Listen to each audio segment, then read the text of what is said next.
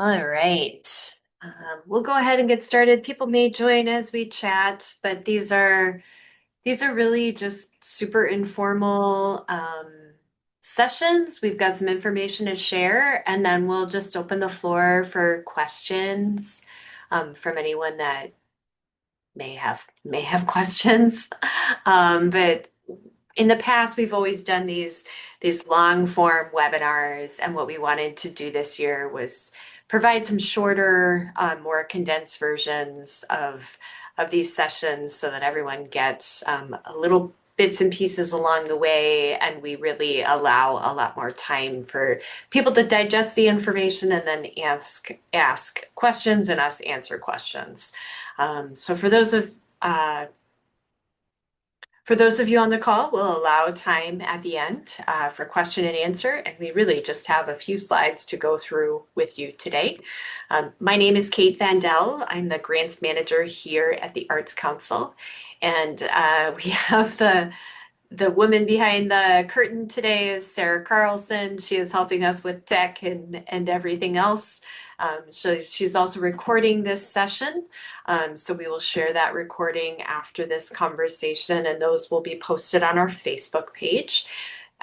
Holly Briggs, our grant specialist, has also dropped the PDF copy of the slides that we'll go through today. So if you want to capture those slides, share them with anyone else on your team or anyone else that you know that may be interested in grants, you can go ahead and download those slides, download the document.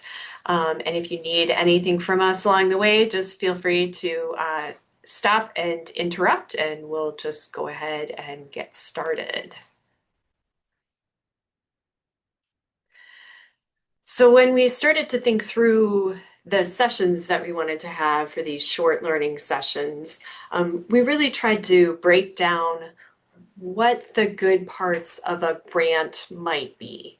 If you're looking at the resources that we posted for this year's grant resources, they look a little different than the things that we posted in the past.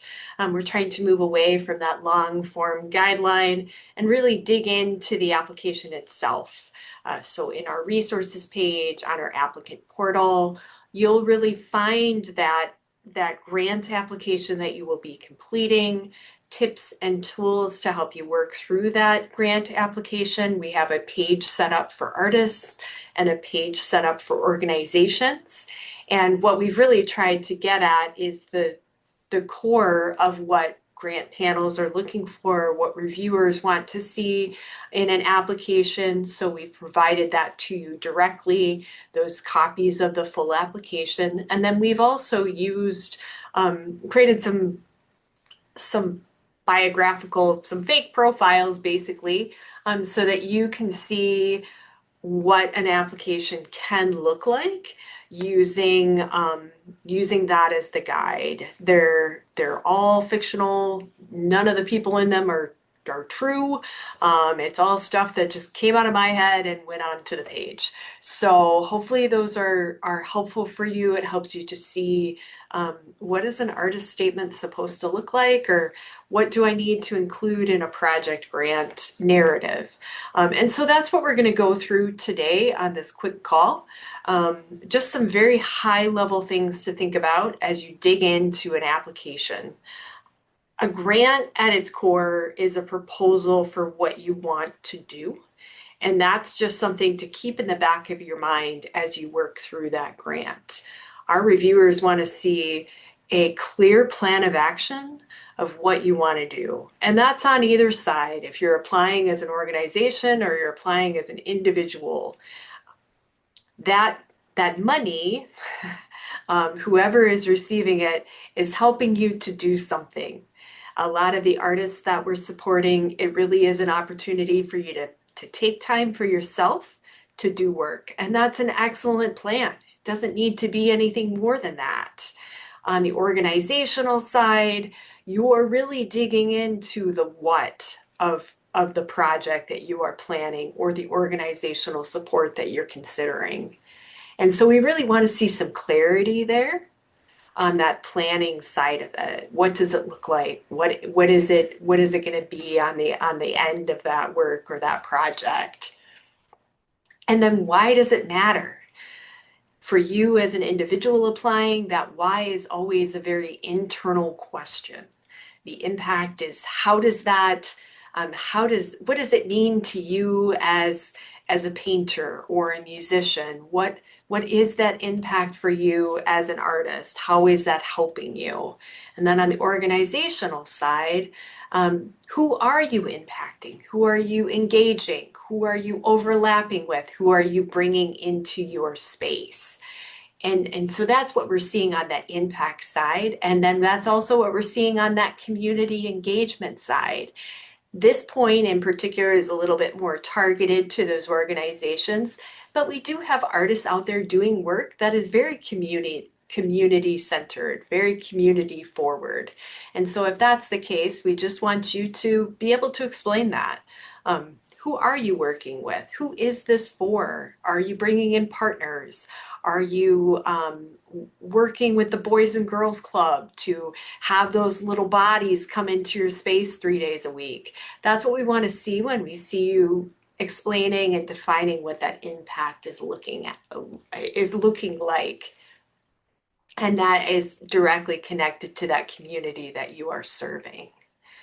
And then the feasibility. Part of that application on either side, the organization or the individual, you're providing a budget, and that is one of those key feasibility checks.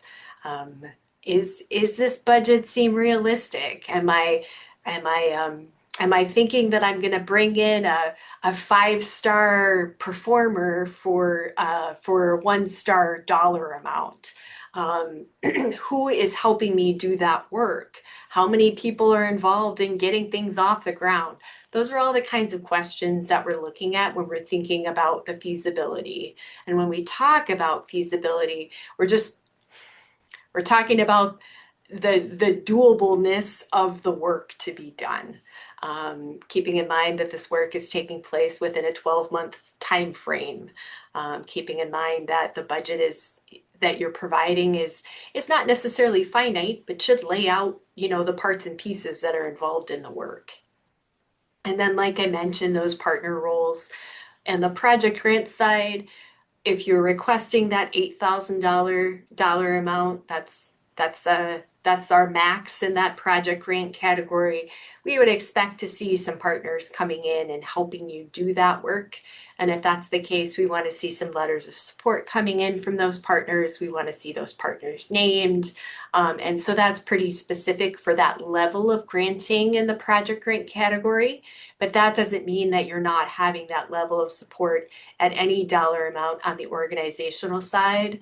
And if you're an individual artist, you could also have some letters of support coming in for the community if your plan is to do a mural or to just expand your marketing in that community.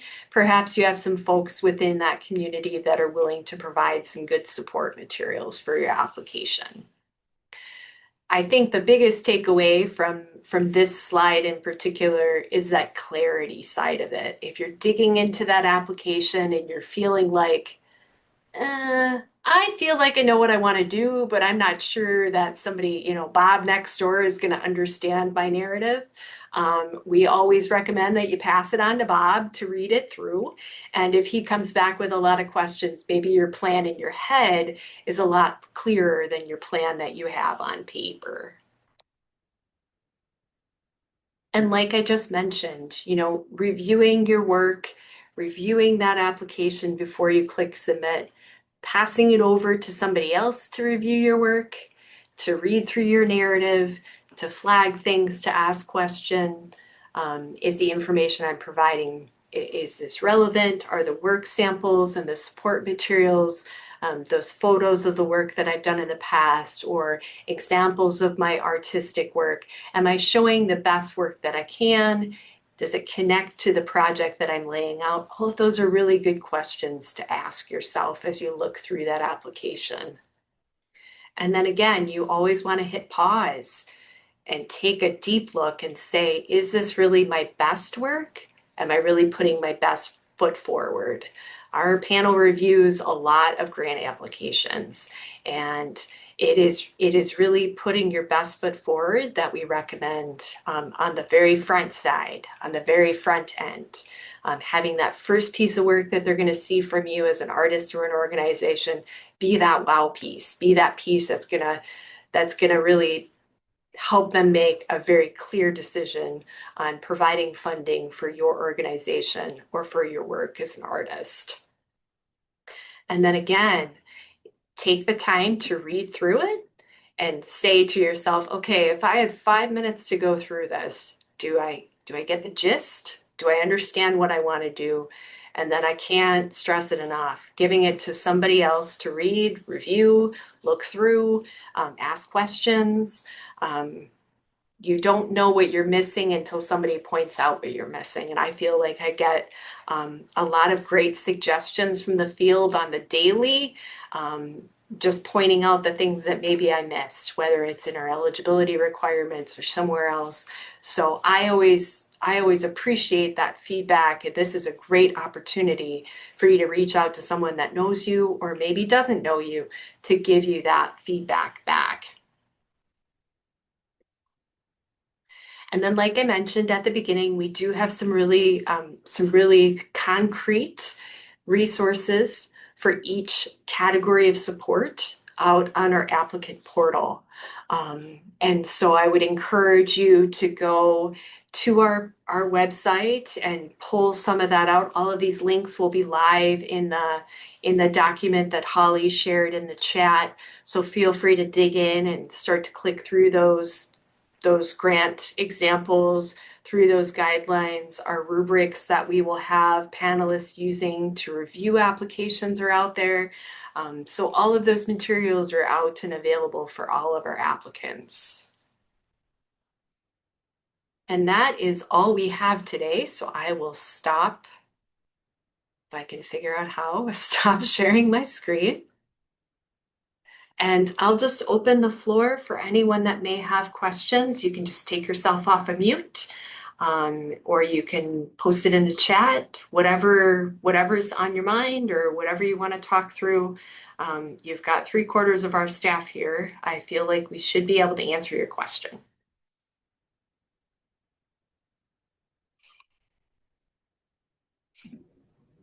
Hi, this is Kari with Journey of Hope. We have sought funding from you before and grateful for your support.